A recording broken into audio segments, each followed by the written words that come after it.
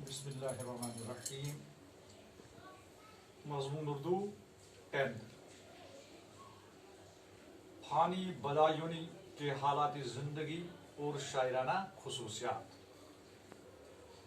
فانی جو تھے وہ ایک غزل گو تھے. تو انہوں نے چھوٹی عمر میں چونکہ ان کو شعر و شاعری کی طرف بہت ہی اچھی دلچسپی تھی، لیکن ان کے والد محترم اس کو شعر و شاعری سے دلچسپی نہیں تھی. اس لیے جو فانی تھے ان کو شعر و شاعری جو تھی وہ چھپ چھپ کے کرتے تھے. لیکن جب ان کے باپ کو اس کا پتہ چلا تو انہوں نے ان کا مجموعہ جو تھا مجموعہ کلام اس کو جلا ڈالا.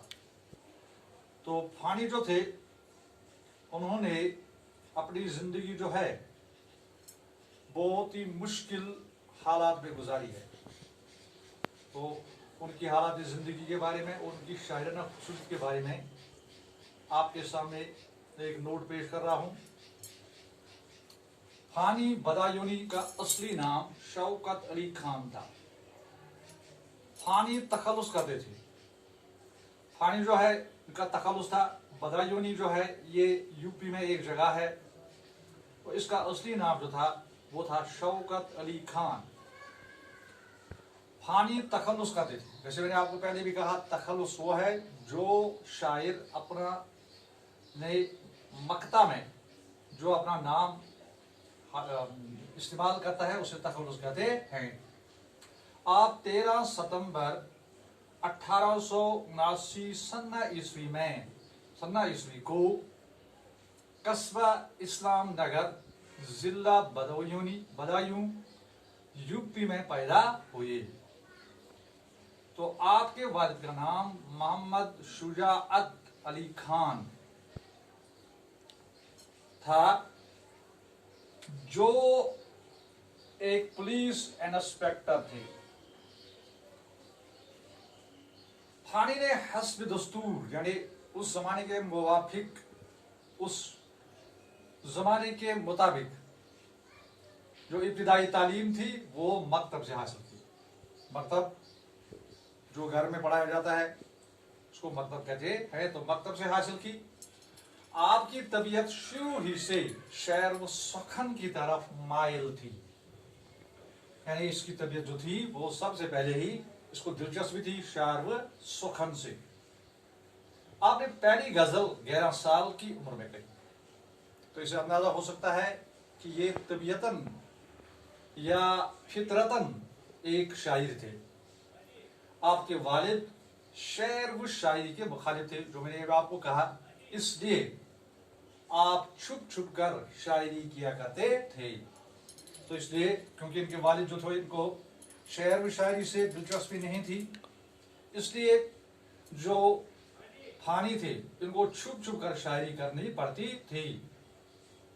تو جب ان کو پتہ چلا تو انہوں نے ان پر پابندی عائد کی.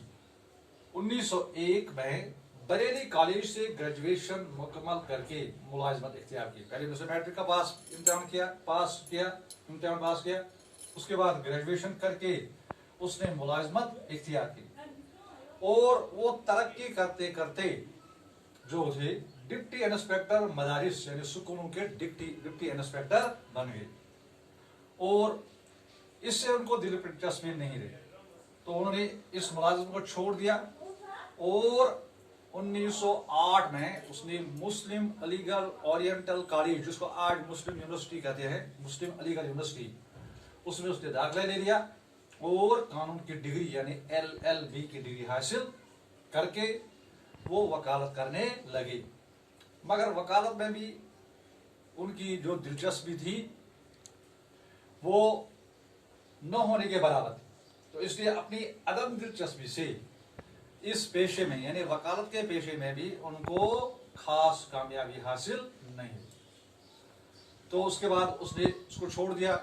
پھر اس کے بعد وہ بادشاہ کے دربار میں ایک ملازم کی حیثیت سے پھر وہاں پر رہا. تو آپ کی زندگی کے آخری ایام جو تھے یعنی उसके आखिरी जिंदगी के आखिरी अयाम जो थे वो तंगदस्ती में, परेशानियों में गुजरे और बिलाखिर 27 अगस्त 1941 को हैदराबाद यानी अपने घर बदायूं से हजारों मील दूर दियारे गैर में वफात पाकर सुपर्द खाक हो गई। यानी वहां पर ही उनको दफन किया गया। दियारी गैर से मतलब है कि अपने वतन से बाहर। शायराना खुसूसियात, ये आपको कहा कि उसको छोटी सी उम्र से यानी 11 साल की उम्र से ही शेर की शायरी की तरफ दिलचस्पी थी। फानी का शुमार उर्दू के मुमताज गजल गो में होता है, यानी गजल कहने वालों में उनका एक मुमताज मकाम था, एक आला मकाम था। उनका ज्यादातर कलाम तलफ हुआ, यानी जो उसने कलाम कहा है, जो भी मैंने आपको अभी कहा कि उसके बाप ने उसका एक कलाम जो था उसको जला दिया। और चूंकि उसको दूसरी बात थी कि छुप छुप कर उसको शायरी करनी पड़ती थी, इसलिए उनका ज्यादा कलाम जो है वो मंजर आम पर नहीं आया, बल्कि वो तलफ हो गया, यानी जाया हो गया। जो कुछ भी बचा उसको बाकियाती फानी से बाकियाती फानी से शाया हुआ, यानी जितना बच गया उसको बाकियाती फानी कहा जाता है। और उसके बाद उसने एक और मजमुआ जिसको कहते हैं इरफानियाती फानी से मंजर आम पर आया। तो उनके कलाम का मौजू जो था वो हमेशा हुस्न और जमाल, इश्क और आशिकी थी, मगर असली मौजू जो था वो गम हयात था। तो उनके कलाम में ज्यादा गम, परेशानी, अंधु, अलम वगैरह की जिक्र हुआ करती थी, क्योंकि उन्होंने खुद भी इसको बर्दाश्त किया था, उसने उनको सह लिया था। इसलिए फानी को यासियात का इमाम कहा जाता है। यासियात से मुराद गम, परेशानी, मुश्किलात, इसका इमाम कहा जाता है।